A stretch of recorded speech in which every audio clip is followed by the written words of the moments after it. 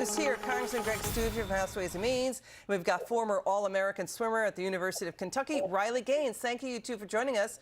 Congressman, let's move to you. The White House is saying it will veto the bill you sponsored aimed at keeping biological males out of women's sports at colleges and public schools. Your reaction to that?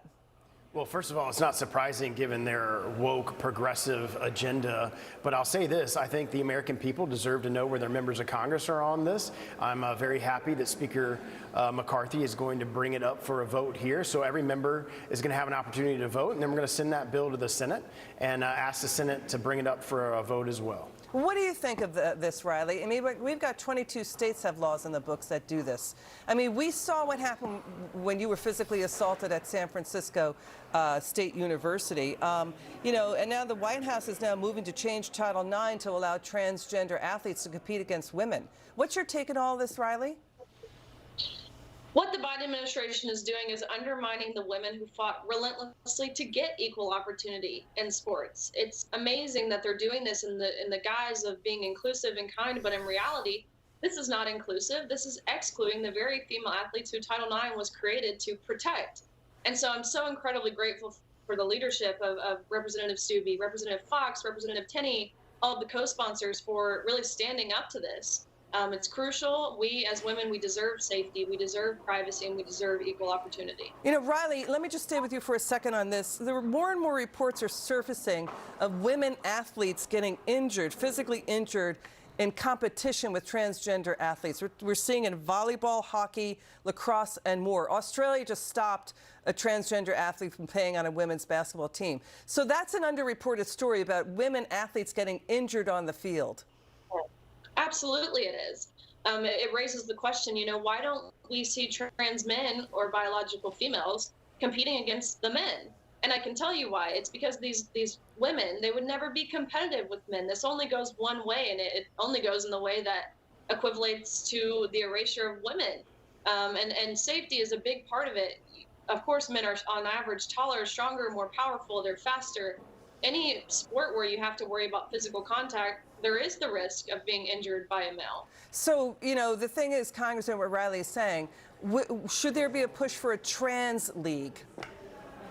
No, I think we have two leagues. There's the men's league and there's the women's league. Congress created women's sports in the 70s, over 50 years ago, specifically to give women an equal playing field as it relates to sports. And Congress created it because they can't, as Riley said, obviously compete with men on the same playing field because of the differences in our physicalities.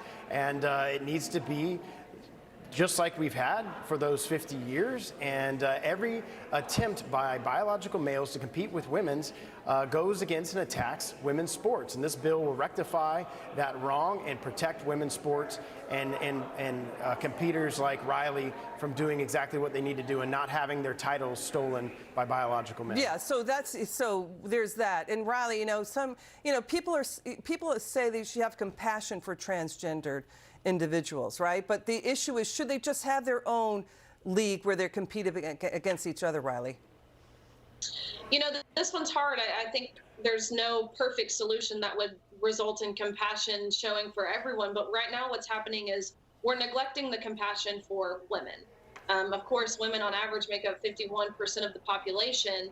We're catering to the minority here. That's what's happening. And so the left tries to make this about humanity. They try to make this about feelings, but who's taking into account our feelings as women? Again, and so it brings the question, how can you value one group's mental health, self-perception, feelings over the other? But right now what's happening is the opposite of what a democracy really is. So what's happening too is women athletes are not getting the sponsorships that male athletes are getting. They're not getting as much scholarship money as male athletes are getting. I'd like to get your reaction, Congressman, to Olympic gold medalist Donna Di Verona speaking out on the need for a reasonable approach. Watch that and watch HBO's Bill Maher. Riley Gaines is not alone. She's got a lot of us veterans behind her. But where is middle America? Wake up, mothers and fathers. Start speaking out. When you get to scholarships, when you get to fairness and safety, we have to come up with a reasonable way to deal with this population. Apparently a lot of America feels like they've had an agenda shoved down their throat on this issue that they feel has real-world consequences for them and their children. do they have a point? When it comes to trans issues, there seems to be no room for debate. You have to accept everything they say, or else you are a bigot. What do you think, Congressman? Yeah, I agree with his perspective on that, and I don't think there already is a reasonable solution. That reasonable solution is you compete in the gender that you are in that athletic competition. It's that easy. If you're a biological male, you compete in the men's team. If you're a biological female, you compete on the women's team. We created Title IX to protect women's sports and to create women's sports so they would have an equal playing field to compete with one another. So, but today there was a testimony, Riley, and Democrats are saying, if you do question this, you're a bigot. Education Secretary Cardona in testimony today would not say if it's fair for male athletes to identify as a female and go on to dominate women's sports. So the Democrats are acting like if you even question it, you're a bigot.